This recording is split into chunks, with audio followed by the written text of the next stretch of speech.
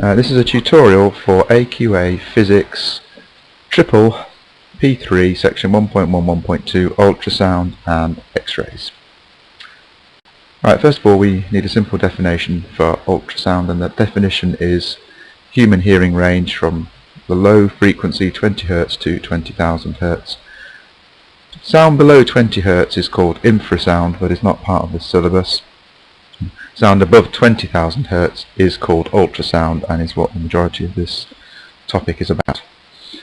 Echolocation is the process that we will be using to work out distances to various organs within the human body, or the thickness of various organs. It can also be used to calculate the distance, in this case of the moth from the bat, or yachts use it when calculating the depth of harbours.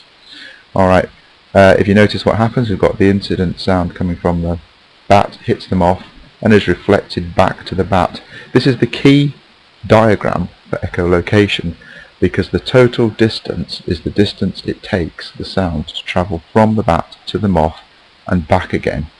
We therefore have to divide that distance by 2 to get the distance to the moth.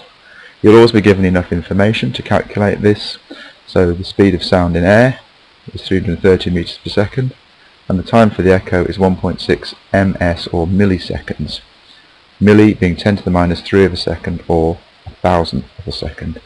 For the solution, we use speed equals distance over time, rearrange it to make distance the subject, and we have distance equals speed times time.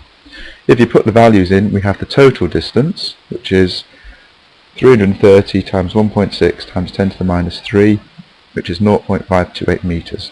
Notice I'm using the index form for milli, but you could, if you're not comfortable with that, just divide 1.6 by 1,000. That's the distance it takes to go from the bat to the moth and then back to the bat.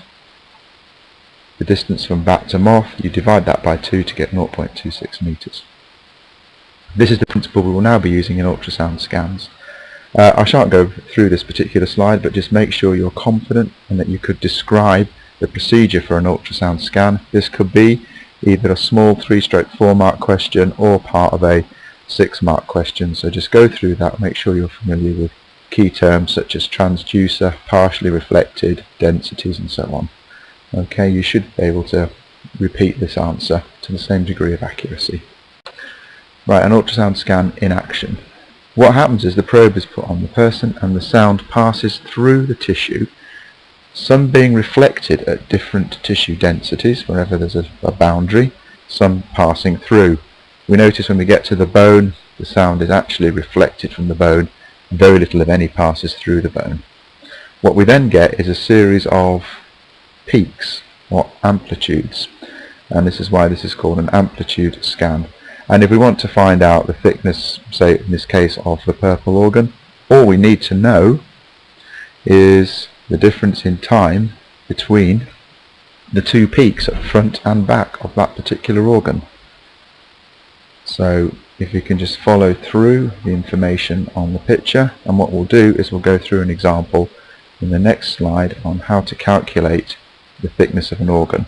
So just keep this picture in mind, and remember all you actually need to know is the difference in time between the front of the organ and the back of the organ. So here's a typical question, and what we're asked here is to work out the thickness of the organ. When you read through the question, you'll see we haven't got any times, but we are told that the time base, which is the size of 1 square, is 0.01 milliseconds. So we're going to use the equation total distance equals speed times time again, so that keeps cropping up. And what we find is that we follow the arrows. The number of squares to get from the front to the back of the organ is 7. Now so that would therefore give us 0.07 milliseconds, and that's going from the front of the organ to the back of the organ and then back again. Alright, so that we can then pick up that pulse. You can't pick up the second pulse until it's got back to the transducer. Right, knowing that, we can work out our total distance. So it's the speed of sound in the organ, 1,500 meters per second, and the total time it takes to go from the front of the organ to the back of the organ and back again, which in this case is 7 squares. That gives us our total distance of 0.105 meters. Obviously, to get the thickness, we divide it by 2 and we get 5.3 centimeters. Okay, so what you just have to remember is the distance between the front pulse and the back pulse is the total distance from the front to the back and back again, so that we actually receive that pulse. Okay, so we have to divide by 2. Right, moving on from ultrasound, we get X-rays. In principle, an X-ray is a form of electromagnetic radiation with a very short wavelength, 10 to the minus 10 meters, which is about the diameter of an atom. This means excellent resolution or quality. It can pick up really small detail, so it can give you very detailed structure. You can either use a traditional film, or more often now we use a flat panel detector, which uses something called charged coupled devices. Now, what a charged coupled device is an electronic device which changes X-rays to light and then to electronic signals, which a computer can then turn into an image. And the little areas on the flat panel detector that do this are called pixels. And the more pixels you have, or the smaller the pixels are, the better the quality of the picture. So if you have got megapixels now in a small area, which a lot of cameras have, you will have a much better quality picture than something with just several pixels in the same area, which would look blocky. So images are getting much better now because they have many more pixels in them, and so our digital cameras and digital phones work on the same principle actually. Right, the main thing about X-rays is they pass through soft tissue and are absorbed by bone. The parts of the film which the X-rays reach are dark and the other bits are light, so bones are lighter than soft tissue.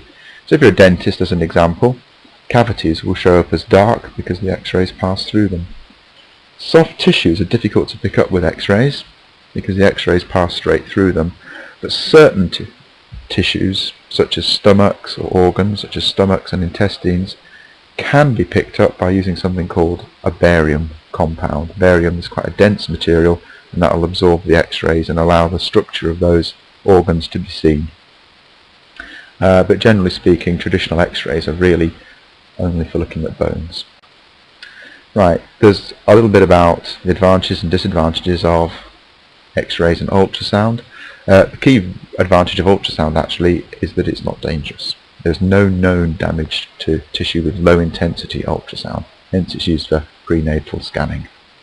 Okay, the disadvantage is it can't travel through bone, and also if there's any air in an area, it can't travel through that either, so it can't scan the lungs, and the bladder needs to be full when you're scanning that particular part of the body.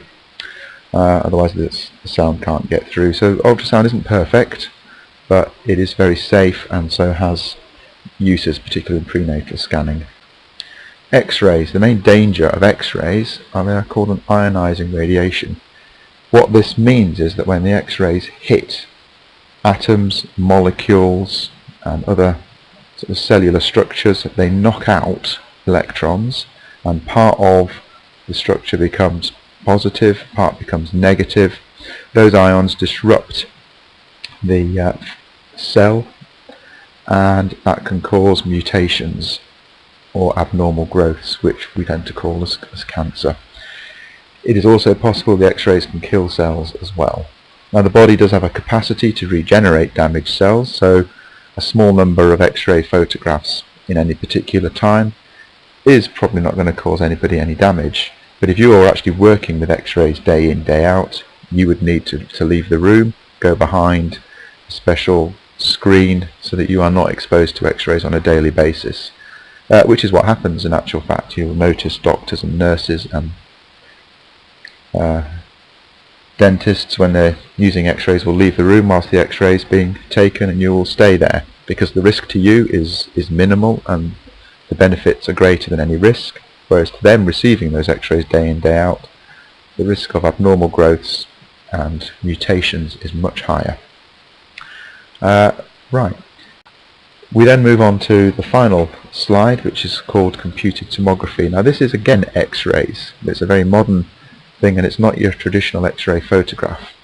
Tomography is an interesting word. It's from the Greek slice and graphos, a drawing. So basically it produces a slice through your body, and what you do is you get a very, very narrow beam of X-rays, and to do that you just have two metal or lead plates so that only a thin beam of X-rays can come through them, and that's called a collimator.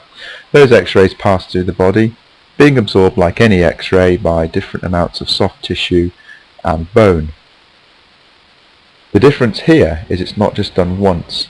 The scanner rotates the body, and a computer picks up the very, very small differences in the amount of received radiation from the X-rays and can build up a picture of the internal body structures. So even soft tissues, which the X-rays mainly pass through, can now be picked up as slight variations in X-ray intensity as it receives the detectors. The whole thing spins around the body, and the computer then builds up a three-dimensional slice through the body. Your body moves through the detector, and so you end up with thousands of slices, and these slices can be put together to give a three-dimensional image of a patient. Tend not to scan the whole patient. If we're interested in just one particular region, we would just scan that again to limit the radiation dose that the person receives. CT scanners, because you're spending a lot more time in it, tend to give a much higher dose of radiation than normal X-ray photographs, but they do give high quality three-dimensional images and would allow a tumour to be seen that's internal without any surgery, and so the surgeon can then plan how to do operations more efficiently. So the benefit of a CT scan is that internal damage, internal hemorrhaging, bleeding, looking at what's going on perhaps inside the brain, which traditional X-rays and other methods wouldn't find. You can do that with non-invasive surgery and so limit the damage to the patient. So the extra damage of cell mutation is weighed up against the possible damages caused by surgery or doing nothing. So the CT scanner gives a much higher resolution. It can pick up different types of soft tissue and bone. It can give a 3D image, but you get a high dose of radiation and it costs more. So again, you need to be able to write a small 4 or 5 point question about the advantages and disadvantages of a CT scanner versus a normal X-ray machine. Well, that's the end of this tutorial. So you should, if you review it, be able to describe how ultrasounds work, how a normal X-ray works, how a CT scanner works, the advantages and disadvantages of those three methods, and be able to calculate the thickness of an organ using echolocation or the ultrasound scanner. Okay, I hope this tutorial was useful, and that's the end. Thank you for listening.